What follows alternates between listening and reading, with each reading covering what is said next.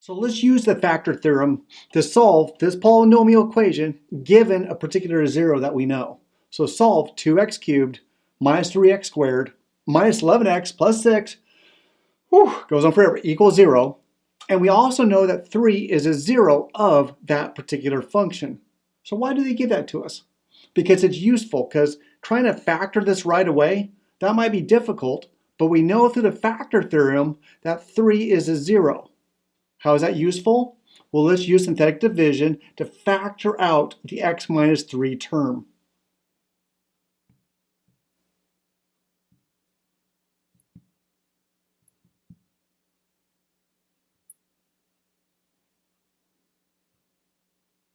Three times 2 is 6.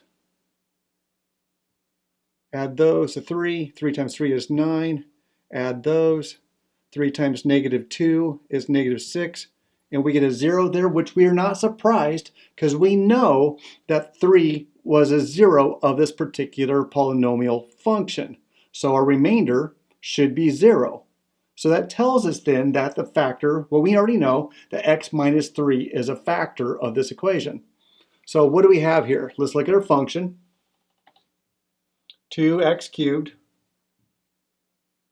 minus 3x squared minus 11x plus 6. We know that factors down to x minus 3 because we were given that. And then when we use that factor into synthetic division, we were able to get the other factor, which was a 2x squared plus 3x minus 2.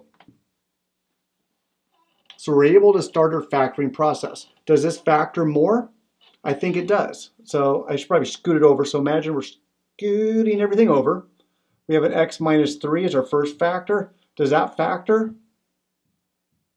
Let's hope it does. It factors into 2x, and an x factors into positive 2 there, and a negative 1 right there. So those are all my factors of this original polynomial function that I have. So what are my solutions? Well, we already know that 3 is a solution, so this means true is x minus 3 equals 0. That's true when x equals 3. Also true when 2x minus 1 equals 0. And that's true at x equals 1/2. And the other one is where x plus 2 equals 0. And that's true at x equals 2. So my solutions to this polynomial third degree function here are the solutions 3, 1/2, and 2. Has 3 solutions through my solution set. So anyway, that's the beauty of using the factor theorem or understanding the factor theorem, is that if we're given a factor or a 0, we could use that to reduce and to factor out from our polynomial and then just deal with the remainder part of that. It's kind of a beautiful thing to do. Anyway, hope that's helpful for you. Sorry, in all of my excitement here, I just kind of rushed ahead a little bit because I kind of got to them with the hard part and took it light on the easy part. X plus 2 equals 0. That's not true, Willie. X doesn't equal 2. X equals negative 2. So my solutions are 3, 1/2, and negative 2.